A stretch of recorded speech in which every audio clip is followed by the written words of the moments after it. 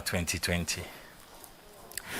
Mr. Chairman, in 1998, when I completed secondary school, there was what was known as a Mobrawa struggle.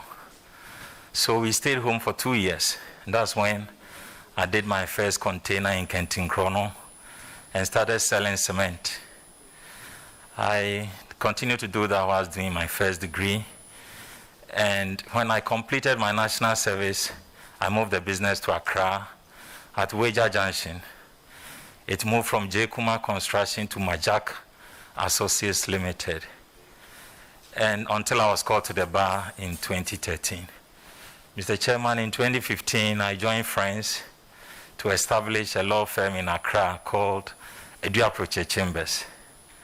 And that's where I practiced until 2017, when His Excellency Nana Addo Dankwa Akufo-Addo appointed me as the CEO for the National Entrepreneurship and Innovation Program.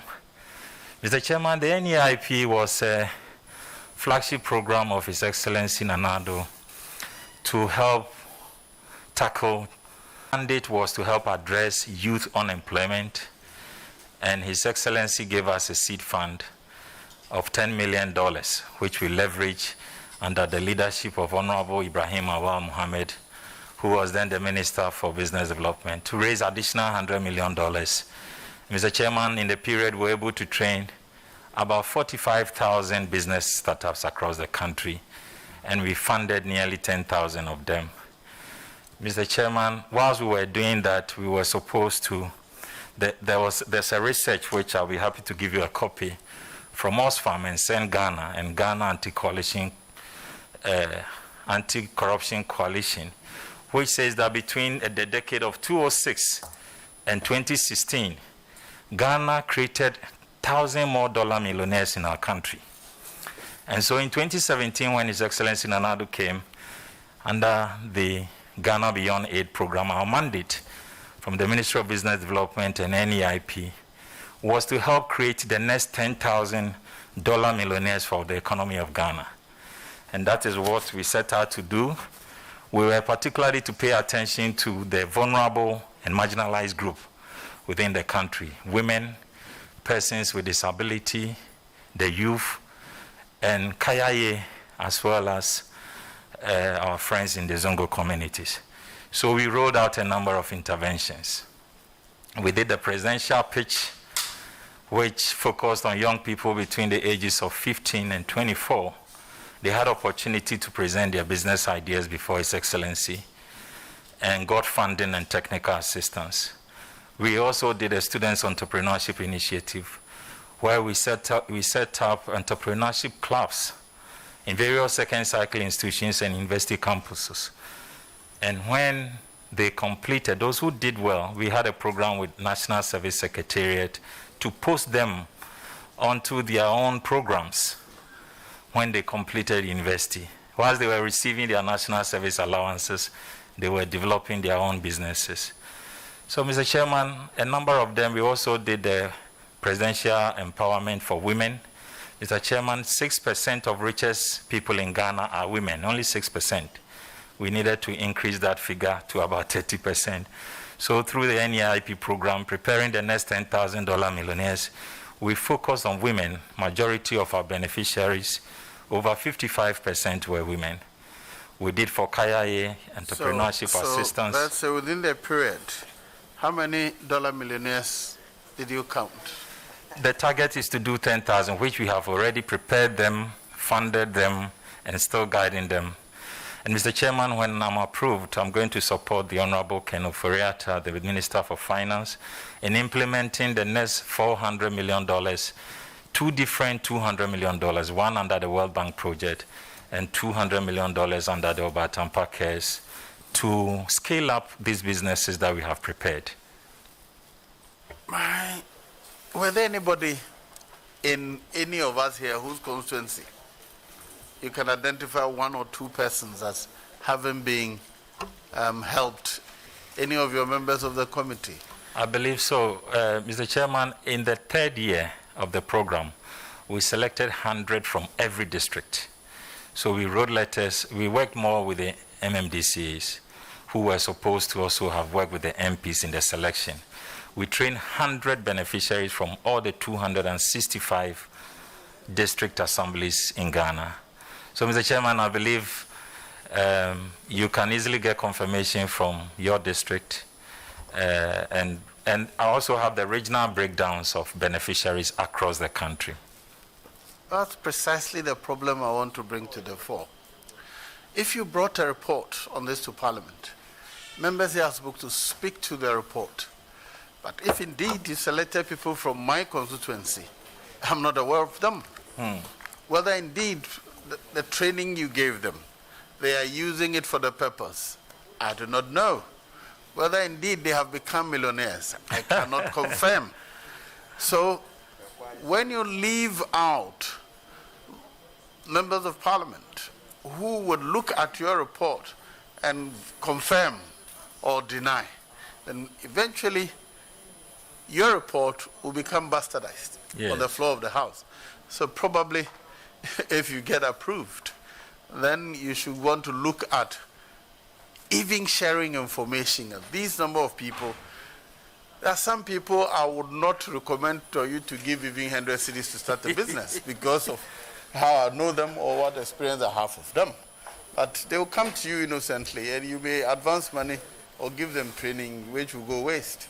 So I encourage you to involve your members of Parliament in addition to your MMDCs.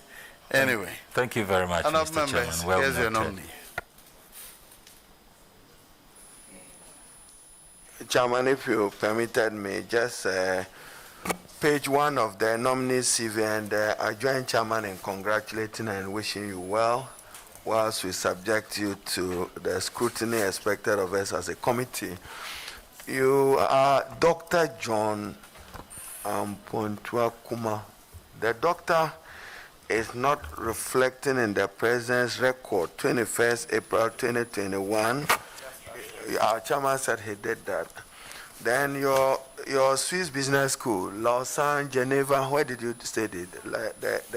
The Swiss Business School, where? You just said Switzerland. Where? Yes, Mr. Chairman, they have a Ghana campus. I should say so, because if I read it, I could be assuming that you are in Geneva or probably Lausanne, or any other part of Switzerland or Zurich. So I just needed to know. So Ghana, where? Ghana, at the Nobel International School. It's also stated on the CV, Mr. Chairman. I didn't find it in page 1 of the CV. So, Deputy Minister for Finance, and what arose out of it in terms of respect of the debt situation. Did you follow it? Yes, I did.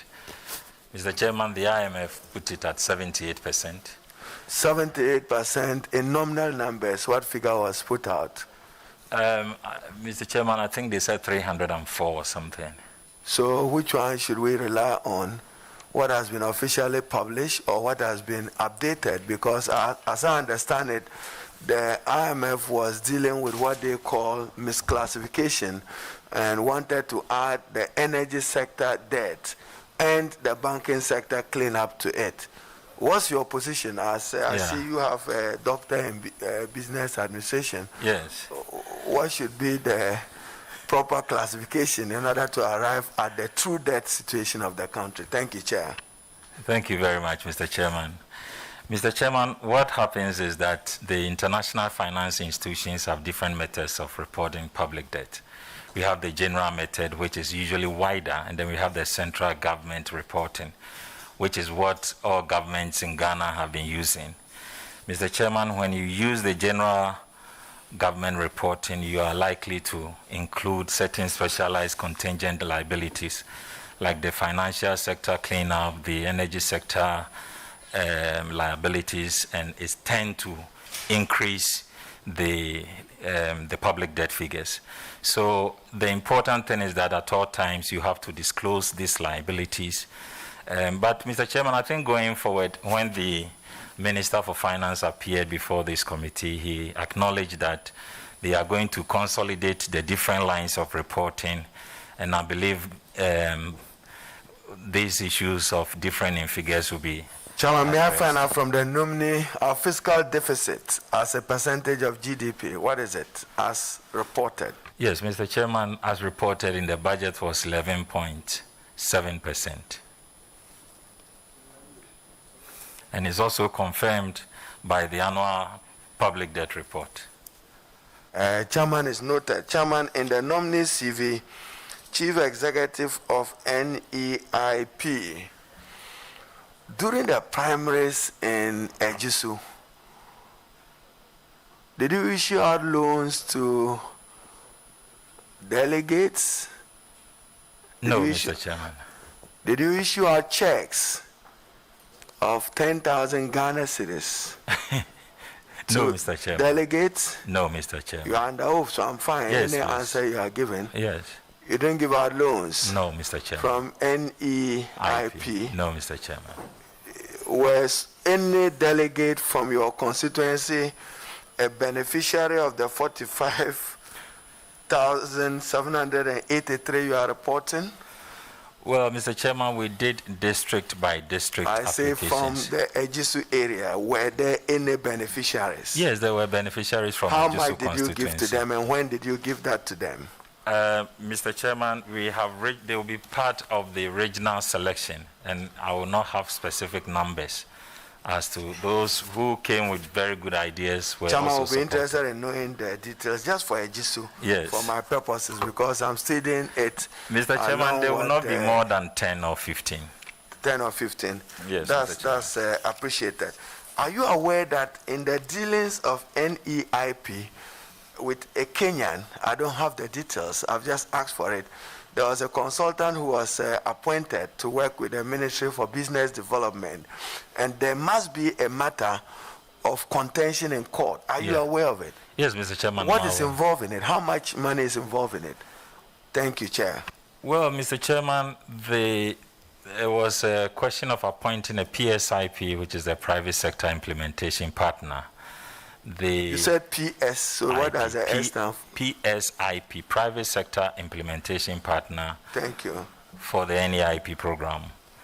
And the matter is before court. I think the bone of contention was that whilst the contract wasn't signed, the nominated PSIP was asking for 5% of the seed fund of $10 million.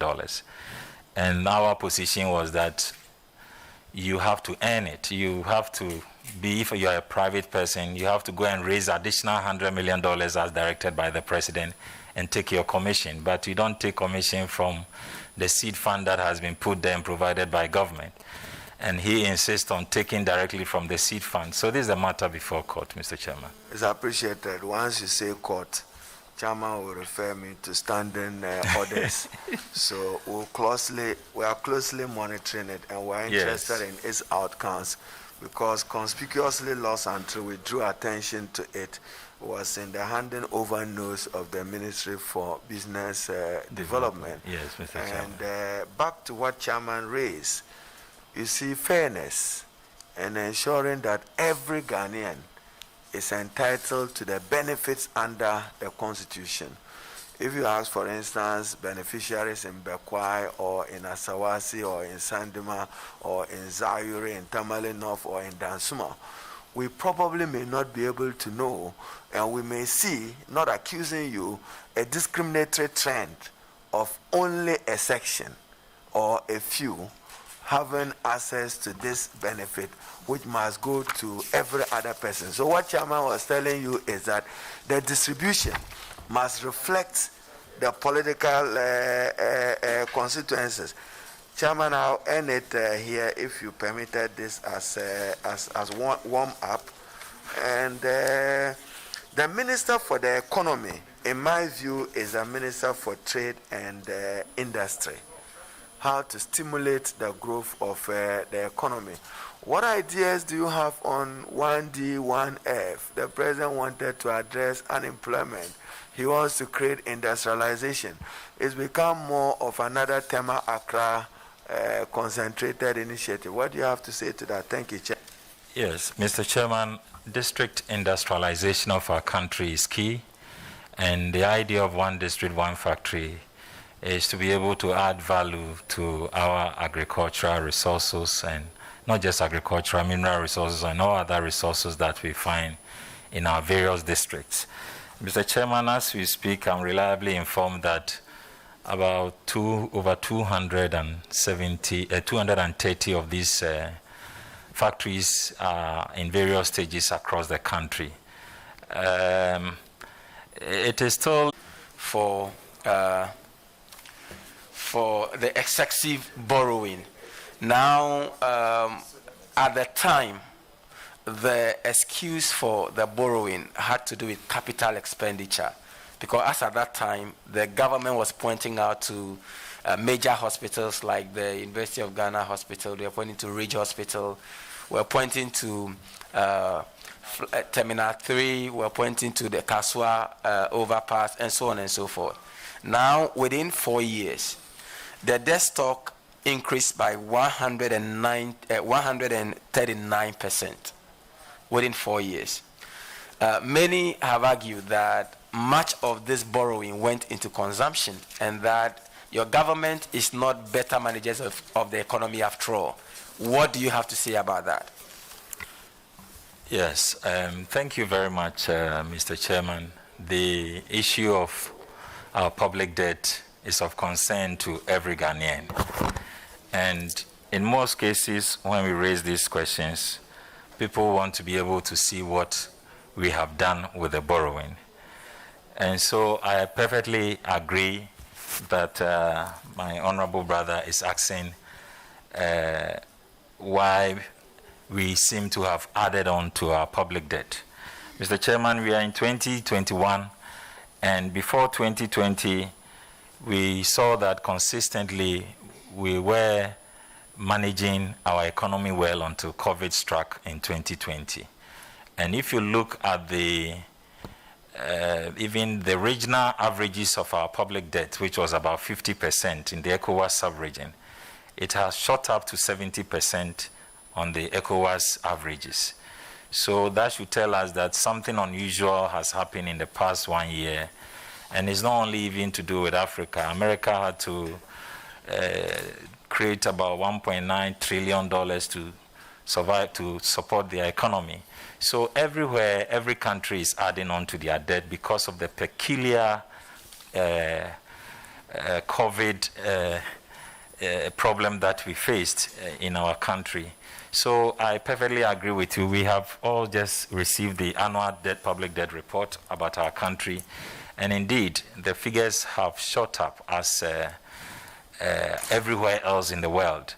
Why I agree with you is that we should all be in the same homepage on what has been done with these debts that have been borrowed. For what have we invested in? And Mr. Chairman, when it comes to public debt, I did my research on that, and the number 12 highest debt to GDP country in the world is Singapore. Number 1 is Japan, 234%. Singapore is about 35%. But the peculiar nature of Singapore public debt is that the net public debt of that country is zero, because every facility or debt borrowed in Singapore is backed by an asset. And sometimes the returns on the asset is even higher than the liability on the loans that were borrowed. So you tend to even encourage them to borrow more, because there's the net effect will be zero or positive. So, Mr. Chairman, I agree when he says that what have we done with the debt? This is the kind of discussion we must all have, and know that as a country, when we are borrowing to extend our rail lines so that people of Bankra and Bupe can also have access to certain infrastructure and capital expenditure. So I will be supporting my minister in that regard. Thank you very much. Lastly,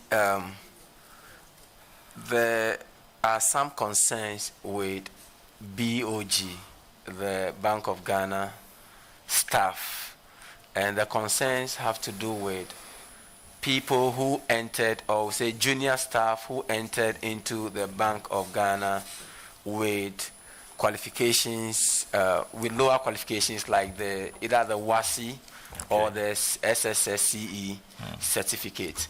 There are a number of these young people in BOG who, over the years, have actually improved themselves, and they are doing much better now in terms of skills, experience, and even improved qualification. However, the BOG arrangement is such that they are unable to regularize the employment of these young men, and it's become a worry, a cause of concern for them. What would you do when approved to assist these young people to actualize their dreams of rising, in that corporate environment?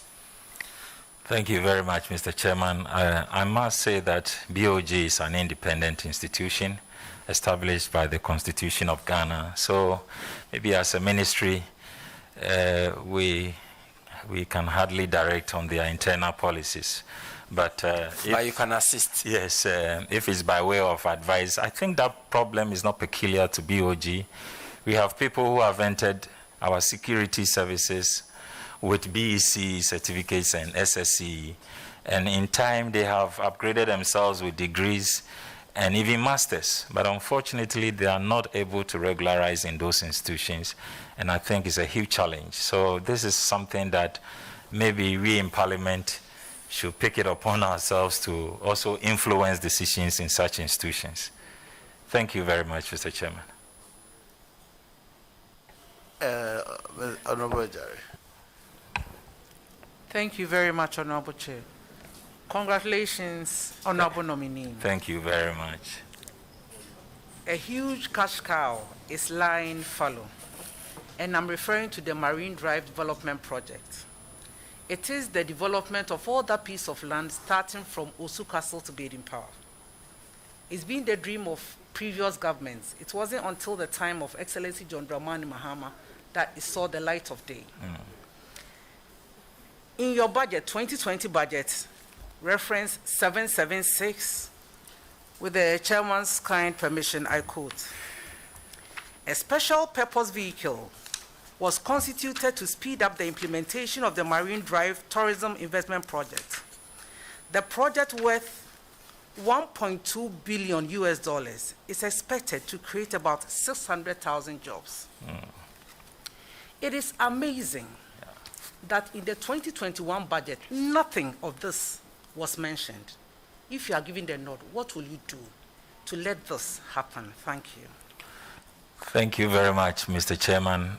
Let me start by commending previous governments or successive governments that saw a need for such a visionary project. The Marine Drive will obviously bring a lot of economic opportunities to Ghana. And I think even though it may not have been expressly stated in our 2021 budget, I want to assure you that under the Ghana Cares Obatampa program, there's a 100 billion project where Ministry of Tourism have been selected as one of the key partner ministries to revitalize the economy. And already a compact of 100 million cedis has been signed. And I believe one of the key projects that ministry is pushing is the Marine Drive. But it's going to be done in partnership with the private sector. And I think it's one good project that we must all support. So we will work on that. Thank you very much, Mr. Chairman. Honorable Patricia. Thank you, Honorable Chairman. Congratulations, Kencity. Thank you very much. I just had a message from all Akata Slopsons and to wish you very well. Thank you very much. Good luck for this program. Thank you. Honorable, I have a major concern, and that this government is on record to achieve so much, yet its achievements are not well articulated to the good people of Ghana. Even by the reaction of members of this committee, you realize that your own program, the NEIP program, is not well articulated and publicized. I know very well that you are a member of the government communication team. That is true. What do you think should be done to ensure that the achievement and policies of government get well communicated to the citizens of Ghana? Thank you. Thank you very much, Mr. Chairman. This is a very important observation you have made. And in my background as a communicator, as part of the national communications team for our party and for this government, I think one strength that I will carry on board to support my minister, the Ministry of Finance, is to also back up the communications teams there and the entire government machinery. We have to communicate more about the many programs and activities that we are doing in this country. So I will be suggesting to my minister on a more comprehensive communication strategy that can reach out to every part of the country. Thank you very much, Mr. Chairman. Thank you very much for your answer. You are known to be the man with focus on job creation and ability to even inspire hope for the youth. You know very well that our youth are making a hue and cry about no jobs. When given the nod, what are you going to do to ensure that more jobs are created for the youth? Thank you. Thank you very much, Mr. Chairman. Mr. Chairman, the youth, like I already stated, youth unemployment in our country is stated as 48% by the World Bank, especially between the ages of 24 to 35. So clearly something has to be done and has to be done urgently. When you pick our budget and you see that in Ghana, food import alone is about $2 billion. And you have young people with lands, arable lands all over our country, and we say we have no job. What it means that we have not been able to translate our agriculture into an attractive business that can engage our youth. So we can do a lot by just focusing on an area like agriculture, which we have a comparative advantage as a nation. That area alone can engage a lot of our young people, and I'm happy that we have been able to set up a lot of structures. We currently have a board for tree crops and many other things that can generate a lot of money for young people. Maybe it's also to do with the attraction and support. We should be able to introduce more technology. But as part of the Obatampa Cares program, there's focus on commercial agriculture, encouraging young people, especially graduates, into agriculture. Mr. Chairman, when I was the CEO for the NEIP, one of the key programs that I succeeded on was the greenhouse project. And I ran with it because I saw that it held the key to attract a lot of graduates into agriculture. And I think that we can achieve a lot by promoting agricultural commercialization and also creating value. But many youth are not attracted into that sector because of maybe how they perceive it in terms of unattractiveness and the benefit that come from investment in agriculture. If we can translate agriculture into business, we can solve a lot of unemployment programs in our country. And I'm going to support my minister in that regard, especially in the revitalization of the economy program. Thank you. Thank you very much, Mr. Chairman. I'm done. Thank you.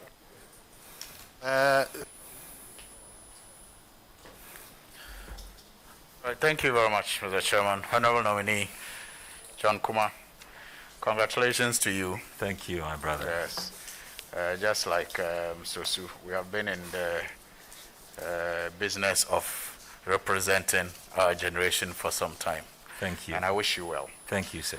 Now, you just spoke about the agriculture sector and some of the things you did at NIEP.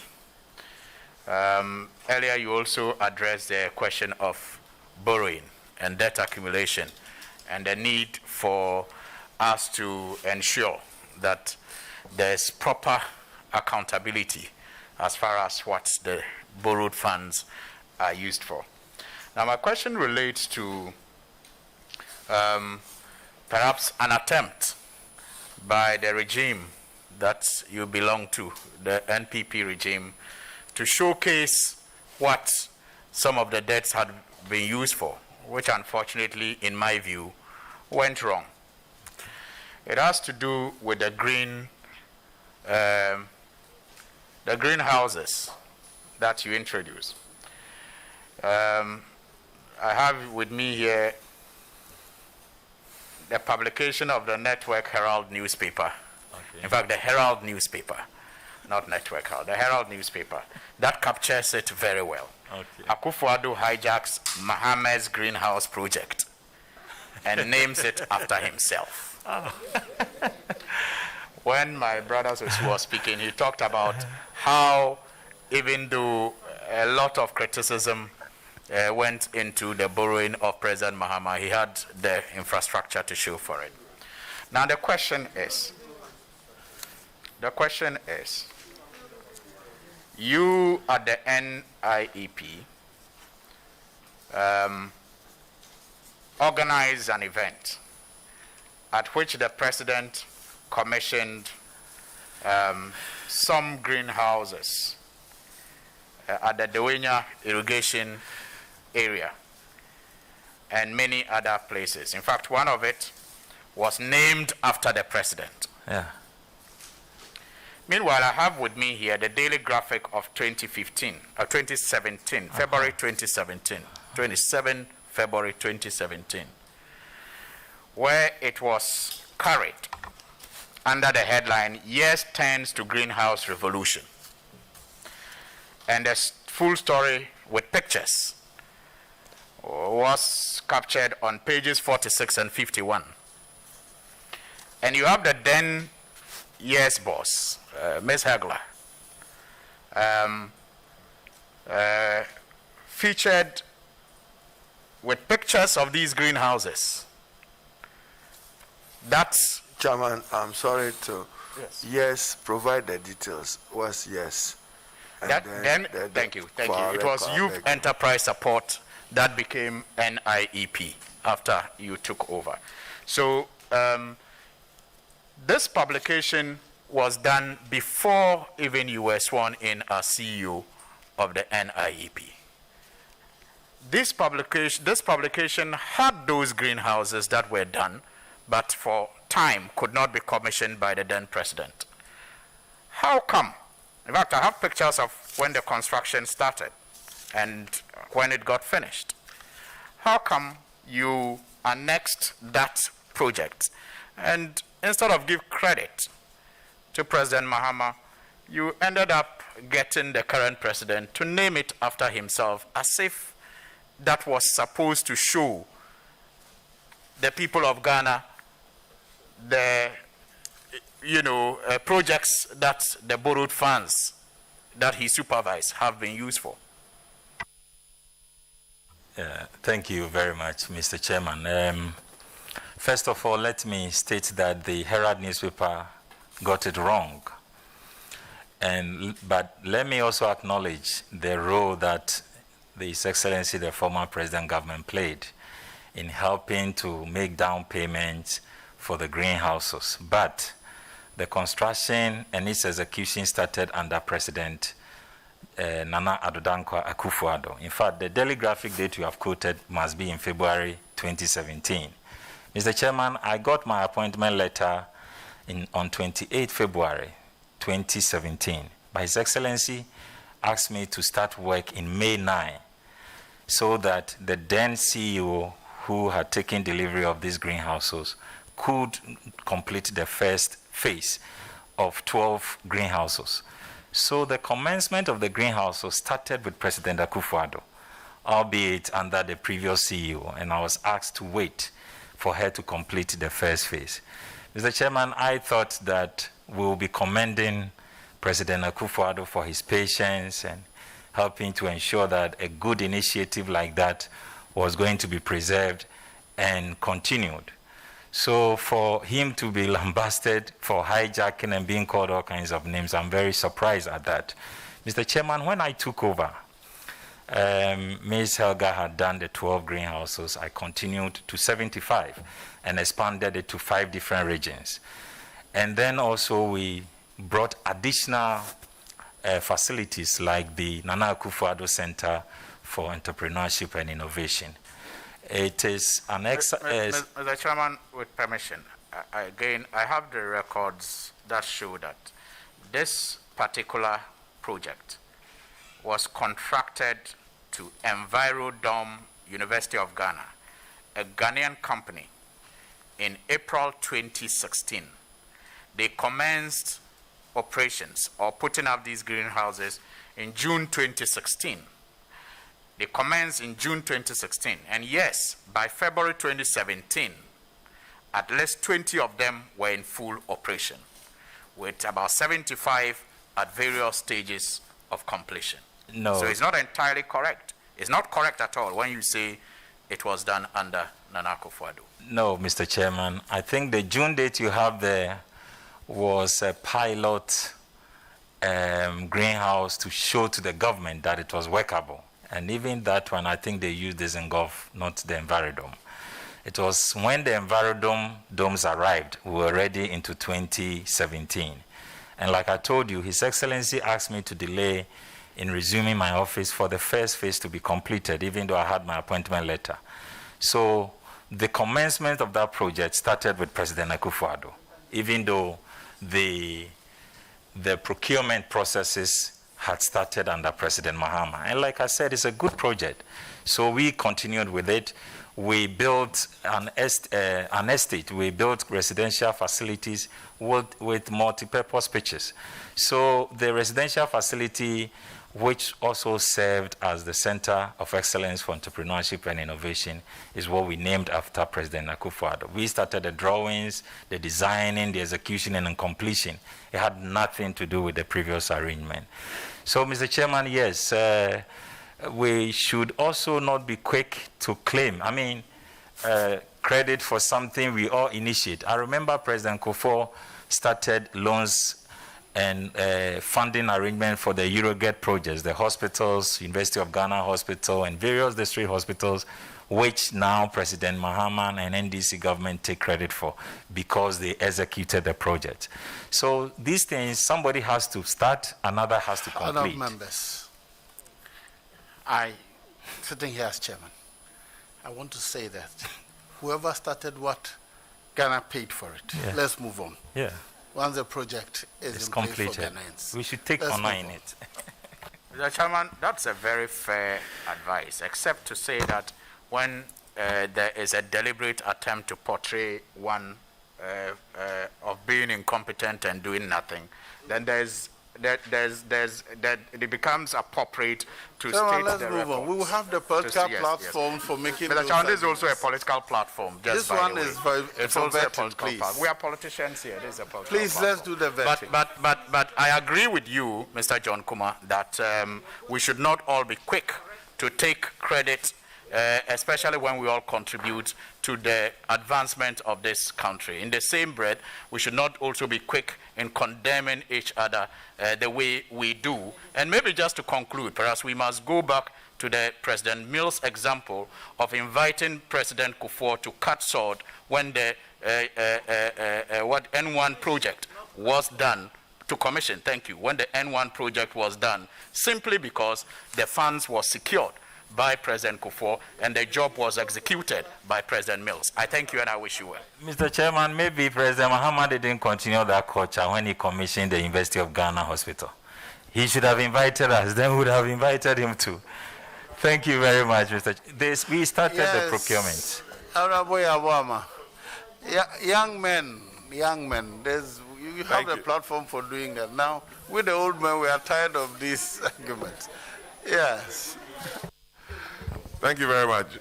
John, congratulations, Council. Thank you very much, sir. Let's go back to issues of finance and why you are sitting before us and forget about who did what. Tax waivers. Tax waivers.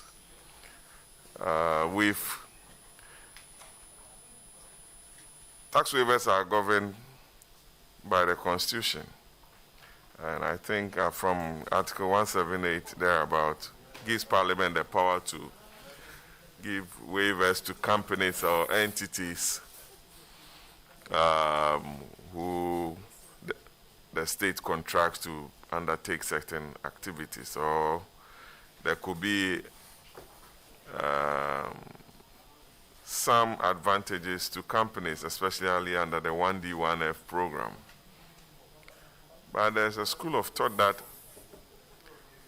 these waivers are abused by the companies, and that we do not follow through with the monitoring of those waivers that the state gives or guarantees these companies.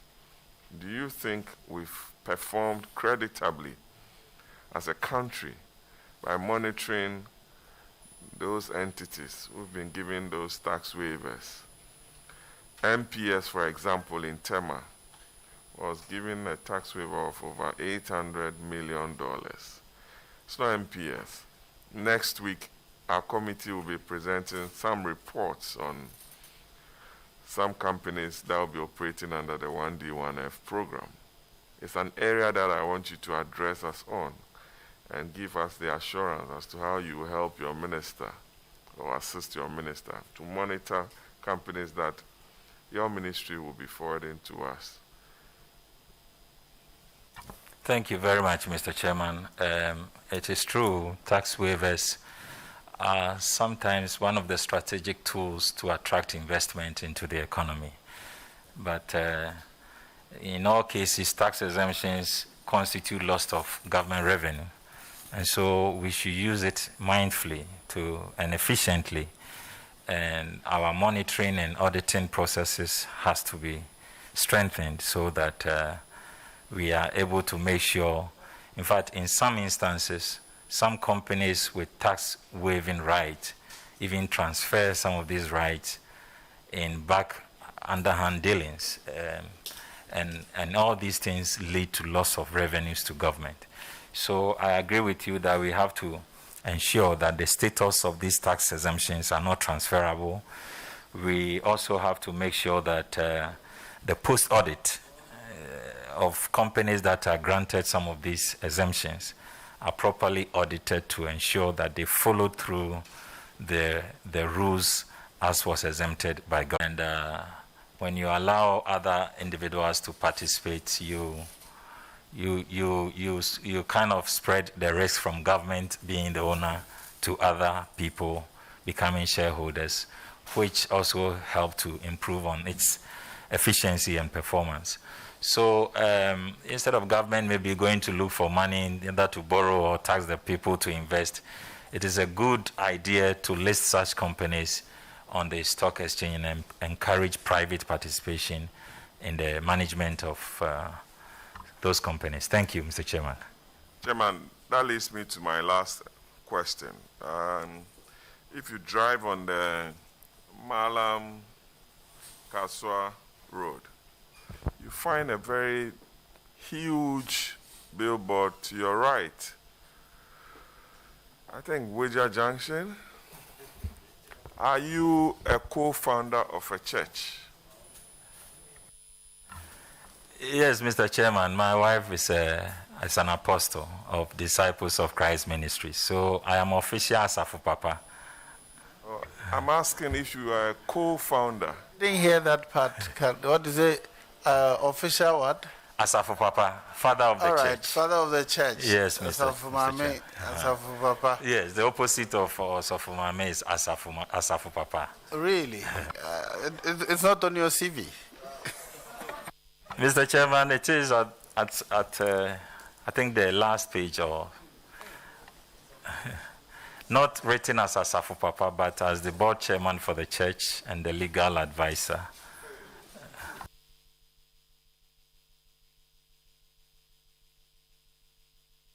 You proceed, we will come to that. Thank you very much, Mr. Chairman. Very well. Chairman, there's a school of thought that says that the church must be taxed. A lot of churches are into all sorts of businesses. What is your take on that? Thank you, Chairman. Thank you, Mr. Chairman. I don't know when we say tax what we really mean. We have to define it clearly, so because there's freedom of religion and how we have to manage religious activities. Elsewhere, they have the charity acts. And then in Ghana, I think there's a bill that is for non-profit organizations that is still under consideration. I think we have to look at it in that perspective for institutions like charities, like churches and mosques and different non-governmental organizations. They have to be handled in that regard. But if a church has a school... Excuse me, Chairman. Okay. Chairman, under the Companies Act, companies that are set up, Mr. Kumar, for non-profit making purposes, it's regulated by the Companies Code. And also the Incorporated Private Partnership Act also has provisions for that. So there are clear rules or laws governing those entities. So that one is settled by law. So having charities and what have you pertains in the UK, where they have the Charities Commission and what have you. I'm aware. But I want to find out from you, being an Osofo-Papa or Asafo-Papa, whether churches ought to be taxed. No, Mr. Chairman, are we going to tax the collection or the tithe? That clearly cannot. Chairman, I asked you, I said, some of the churches are engaged in a lot of... So I was coming there. Very well. So Mr. Chairman, if a church engages in a profitable venture, that must be taxed. And I believe that every church, whether you are building a school or you're building a business, you have to go through the tax process. It's already provided in law, and they are already taxed. The only thing that is not taxed about a church is their collection or tithe. And I don't know if that's what people want us to tax. That one, we cannot tax it. So if a church or a mosque has an interest in a school or a business, it is definitely subjected to the laws of the land and all the tax obligations. Thank you very much, Mr. Chairman. Fortunately, you are a lawyer and a business administrator. The reason donations and things to the churches are not taxed is because after taking out the cost of operating the church, including salaries, the rest are for charity. Nothing more. Is that the case that indeed in this country, the church's revenue are used for charity? If we were to follow all their books, would we see that the expenditure of the church, apart from salaries and maintaining church projects and things, are for charity? If not, then you're going to the Ministry of Finance. I think it's an avenue. For the show-off we're seeing, some of the churches touting how much money and the number of vehicles they have. If they have no other business for which they are paying taxes, the appropriate thing is to look at how much excess, how much money is left behind to them so that they can live such extravagantly. And if they are not used for charity, then the appropriate thing is to be taxed. Thank you very much, Mr. Chairman. Mr. Chairman, you'll be surprised that when you audit... Thank you very much. I agree with you, Mr. Chairman. That's a suggestion too. Yes, Honorable.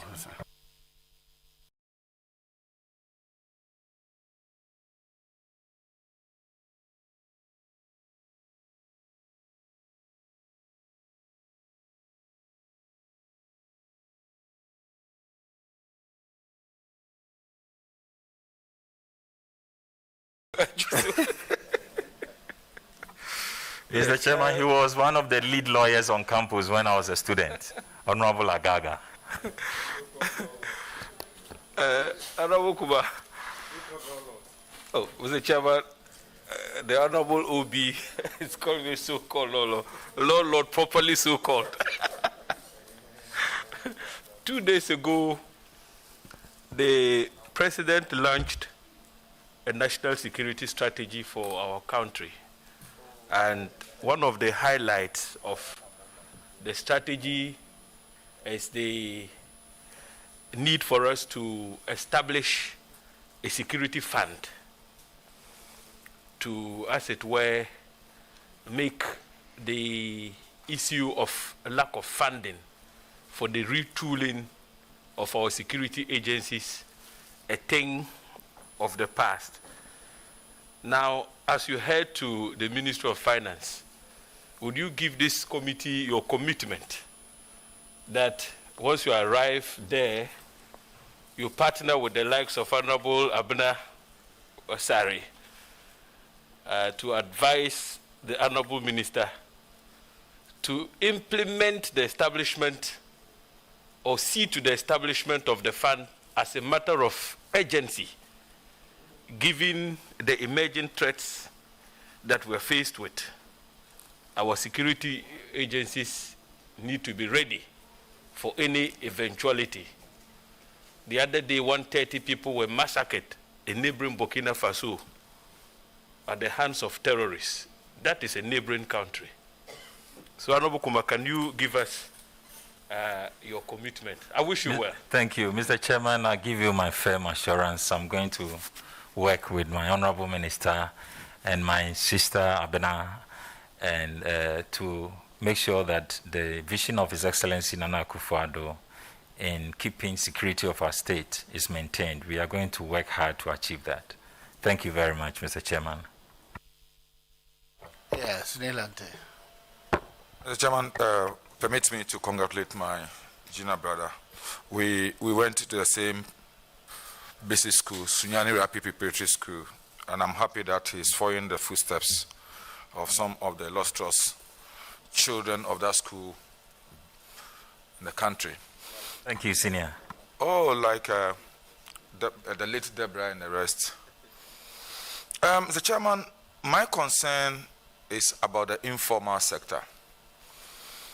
Continually, we've talked about expanding the tax net. Almost it's become like the chorus and the refrain. I am a member of parliament for a high commercial area. And I see the sort of business being done around. What measures do you think we can put in place to encourage those people within the informal sector to feel so happy, not to see it as an oppressive tool, but a responsibility and a patriotic duty to want to pay tax? Thank you very much, Mr. Chairman. Mr. Chairman, the idea of efficient revenue mobilization for our country is critical, especially for our development financing. And the statistics shows that 90% of our working population are in the informal sector. So if you don't have an effective way of collecting taxes in the informal sector, then you are losing a lot in terms of efficient revenue mobilization. So I perfectly agree with you. In this country, one observation one can easily make is that when you sell in the night, you don't pay anything on taxes. And there's a huge night economy in our country, all over the country. So we really need to have new interventions, which I am happy to suggest some to my Honorable Minister. There is a new program coming called the RACE, Revenue Assurance, Compliance and Enforcement. And these are some of the key innovative ideas that are coming up for us to be able to take more from the informal sector for our national development. Thank you very much, Mr. Chairman.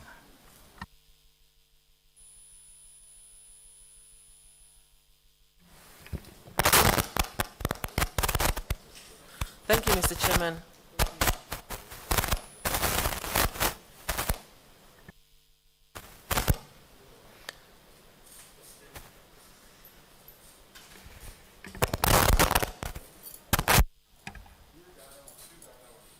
Put that on. It's fine. It's fine. Thank you.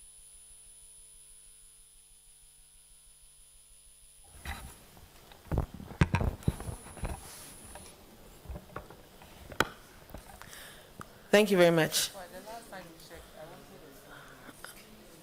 Congratulations, Honorable Nominee. Thank you very much, Mr. Chairman. Amen. Fire. Precisely. Tell us your views on medium-term funding for the free SHS.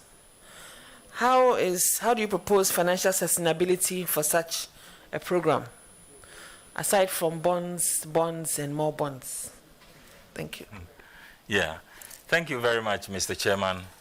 The free SHS is one key interventions of government.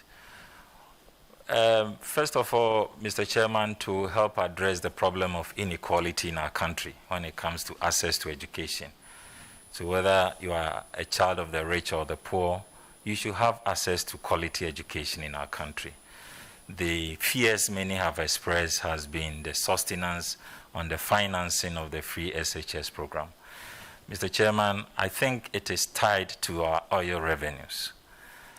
I'm not sure it's bonds. The bonds has to do with the GET fund loans that the government took and how they could raise certain money ahead of the revenues to be able to deal with infrastructural difficulties. But the free SHS payments or its financing, as far as I'm concerned, is more to do with the oil revenues that we have. And I think it is fair for us to use our oil revenues to invest into the future of our country, which in future, the resources and capacity that we build for this country in human resources can always replace the oil, assuming we exhaust it. So I think we must all support the free SHS and anchor it on our oil revenues. Thank you very much, Mr. Chairman. Does the law allow a total submission, or what word do I use? Does the law allow that the free SHS will be funded by oil revenues? Mr. Chairman, I should think so. I haven't seen any provision in our laws that prevent government from applying the oil funds to educate the entire population. Well, I'm not a lawyer, so I cannot verify that.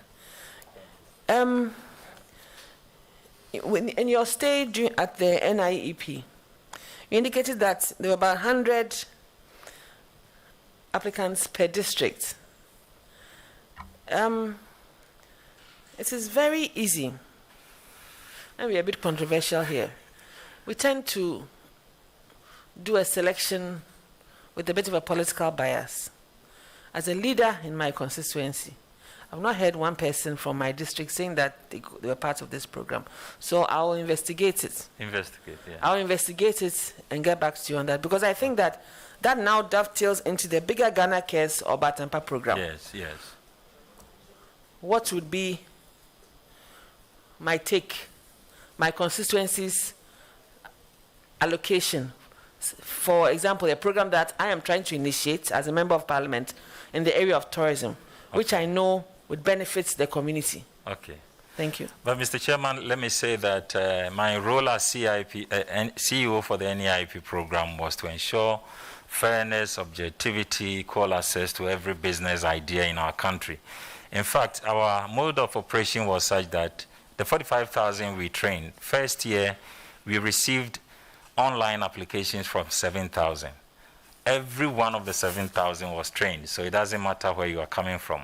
But when we post you to our various training centers across the country, the business consultants who do the training, they will select and bring us top 10 of the businesses. So government is not directly involved. The second year, we received 12,000 applications. All the 12,000 were trained. It doesn't matter, as long as you apply, you go through, then shortlisting is done. So I only get to see those who have been trained and selected by these consultants.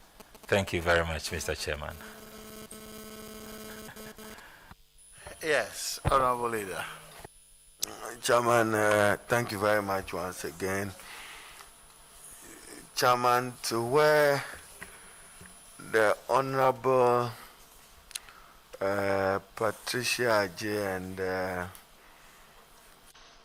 ended a question with the nominee and subsequently followed by the Honorable Patrick Buama, I believe the tax exemptions regime is regulated by Article 174 of the Constitution, and tax exemptions that are granted are normally embedded in contracts approved by Parliament. And I should suggest that the Parliament of Ghana itself is as guilty as the opportunity cost of losing money that is meant otherwise as tax revenue, forgiven as tax exemption. The Minister for Finance in 2017 announced a tax exemption bill. It has not seen the light of day. Will you assure this committee that you will assist for Ghana to realize the dream? I understand that as a percentage of GDP, it's worrying how much we lose to the grant of tax exemptions. What do you have to say to that? Thank you, Chair. Mr. Chairman, I take notice of that and I will assist my minister in working. We can bring it to Parliament for approval soon. And Chairman, just there, when I quoted the Honorable Patricia Ajay, you kept using the word, I will translate agric to business. How do you intend to do that? Thank you, Chair. Mr. Chairman, I started by saying I'm a son of cocoa farmers, and it's been confirmed by Honorable Eric Opoku. Mr. Chairman, growing up, I've seen how agriculture... Why, you think that there's cocoa in Sankore more than Bekwai, Chairman's concerns? Mr. Chairman, that is so. Whose fact? Do I know your output? Anyway, continue, Chairman. It appears in my village in Agyapong in Onwe, almost all the buildings there were built by cocoa farmers. But the youth currently do not see the financial benefits in agriculture. And I think that is a lack, that we have to repackage agriculture and make it more business-like with good returns so that many young people out of school can see an alternative in how they can either start any of these commodities or add value to it and make business out of it. Chairman, may I refer the nominee to him the budget statement and economic policy 2021 financial year. There is this quote there. It breaks my heart. It reads, Mr. Speaker, in 2021, the GRA will intensify audit and institute measures to recover all outstanding debts. All outstanding debts.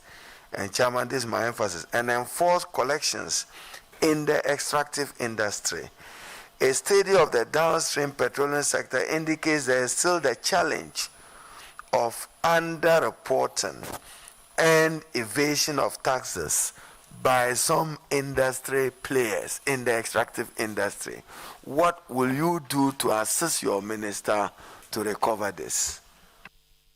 Thank you very much, Mr. Chairman. As I already indicated, there's a new program coming called RACE, Revenue Assurance, Compliance and Enforcement. And I think these are some of the issues that the ministry will be dealing with. And I will be supporting my minister in the implementation of this program to ensure high enforcement and compliance on our revenue mobilization.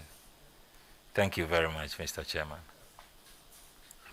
You have an idea how the ESLA bonds will be retired by government? Thank you, Chair.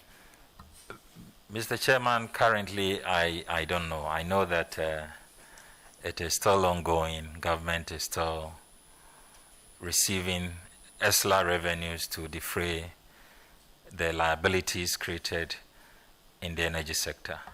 Is it better and prudent management when you borrow against dedicated receivables like ESLA, Get Fund, Ghana Exim? Will you call it prudent management when you borrow against their receivables? Thank you. Mr. Chairman, if the cost analysis show positive, yes, it will be prudent. If you are borrowing to pay a more bigger liability, and you are going to free your fiscal space now, there's more advantageous to doing so than waiting to receive the revenues in drips, which prevents you from completing certain infrastructure commitments. So I think if the analysis show positive, it will be a good thing to do. You responded to one of our colleagues on financing of free senior high school. That's my view, and I'm entitled to hold on strongly to it. Take, for instance, yourself or me. We have, assuming you had a child who is in senior high school, that child will enjoy free senior high school. Then you have a watchman or a gardener who is also entitled to free senior high school, just like you in my capacity, very capable of paying for it. You don't think that that's a breeding ground for deepening inequality? No, Mr. Chairman. Mr. Chairman, let me use my personal life. I was the son of a cocoa farmer. I was entitled to cocoa scholarship.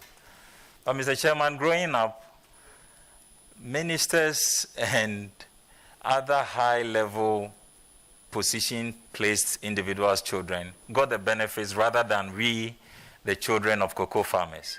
So once you bring that caveat, it will be the same people who are capable of paying who will end up even getting the benefit of the free education, and the poor person who doesn't know the person in charge or the minister or the administrator will end up having to go and pay fees. To avoid these difficulties, if we think there should be other ways of rich parents contributing to this free SHS, I will be happy we look at it, but not touching what the arrangement is now. So you are very convinced by any economic assessment and evaluation of it, it is not one for which we can attribute Mr. inequality to. Is that your position? No, Mr. Chairman, this is ensuring equality. Inequality happens when the children of the poor suffer. But in the current arrangement, it is benefiting the children of the poor and children of the rich, and I am for that. You have stated taxation, so is this concept progressive or regressive? Mr. Chairman, in this regard, since it's not directly taxation, it will be difficult to apply it. But that is why I'm saying... That's appreciated. So, okay, for instance, you have in the budget statement the cost of government flagship programs. Okay. You have 1.9 billion for free senior high school. Then you have water and sanitation, 90 million. Then you have Zongo development, 83 million. And you, in an answer to the Honorable Ejari, you are saying that the money is spent on infrastructure. Is it the case that all this 1.9 billion goes to infrastructure for free senior high school? Thank you, Chair. Mr. Chairman, the infrastructure referral was to get fund bonds and how we were raising loans to quickly deal with infrastructure. But the budgetary allocation here is going into the free SHS program in terms of tuition, reading materials, and many other things. Is it right to position Ghana as a debt-distressed country? Mr. Chairman, I wouldn't say so, but we may be close to that, but we are not yet debt distressed. As long as we are meeting our debt obligations on time and we have not so far faltered on any payments. You want to take your phone and give an observation to this committee. Bloomberg, what do they report for the foreign exchange standing of Ghana today compared to the other foreign currencies? You want to use your phone probably with the chairman's permission. I just want you to go to Bloomberg and share the exchange regime with us.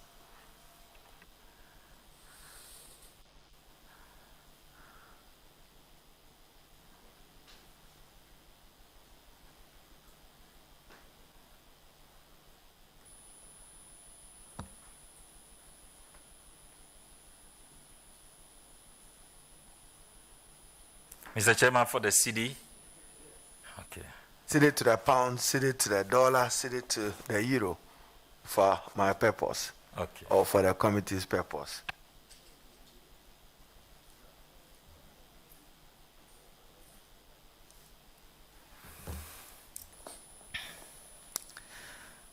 Ghana CD spot rate. Mr. Chairman, is that what we are looking for? Okay. Now, anyone who goes in our economists, you learned your doctor of I wanted business to be specific. We have it at 5.8182 today. 5.8 to the dollar. To the dollar. Yes. And then to the euro. To the euro. And the argument today is that who borrowed more? They have provided a table between President Mills, President J. Akufo. But I wanted you to share this data, so I will insist on it. Okay. Now compare what you have. If you have dollar to cedi as against euro, the pound sterling, and then the dollar, 2021, compare it to what was the case in December 2016. Now you see the curve going up because the interest service on costs naturally will go up. Yes. That is why you must be concerned about sustainability of debt. And the very rigidities that you are seeking to correct is taken away by the erosion of a poor performing cedi against those exchange rate. But Chairman, the nominee is a gentleman of our committee. Since he has refused to share the data on his phone, because I know he has the data on his phone, I want to leave it there. But I just wanted you to provide a graphical table that will make a comparison between the two, so that your ministry should move away from just using nominal rises in percentages. How much you are spending today, and I hope that Chairman indulges me, is to go to the appendix on the budget. And so, since you are going to Finance Ministry, I assume that I don't know the appendix. How much will be spent on interest servicing for 2021? 35 billion.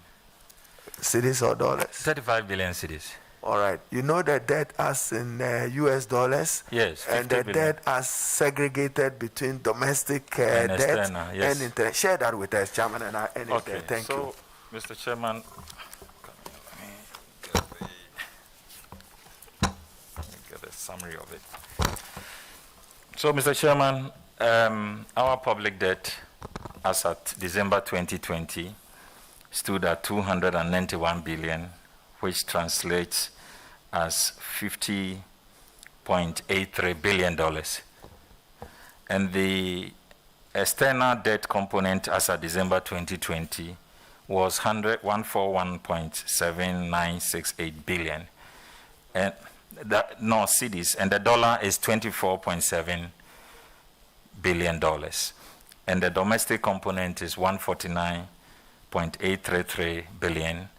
In dollar terms, is 26.11 billion in the dollar terms. So you can just end it there. So President Kufuor, J.A. Mills of blessed memory, President Mahama, who is paying more on interest servicing of the debt? Which of the administrations? Thank you. Mr. Chairman, you need to go into the debt structure to be able to know who is paying more. Because for every debt that we borrow, especially with the, let's even use the euro bond that we issue, we got the highest interest rate in 2015 and 2016 at almost 10.9%. Even with the IMF partial guarantee, But currently, the last one we borrowed was about 8% or 7%. So that is why sometimes the ministry will have to do debt reprofiling, like you were advising. If you can settle some of the cost of the interest. So keep it there, Chairman. I didn't intend to ask a further question, but now you've moved yourself to debt reprofiling. When you go and issue 0% on a coupon on a euro bond, does that amount to a postponement of what you ought to have been paying now or today? Yes, please. If you use it to settle current obligations, that was higher in terms of cost. So it's only a matter of postponing the burden, is that right? Mr. Chairman, that's the essence of reprofiling. You're only extending your obligations and reducing your interest rate. Very well. Thank you for attending upon the committee. Thank you. Your own committee. You're discharged for now. Thank you.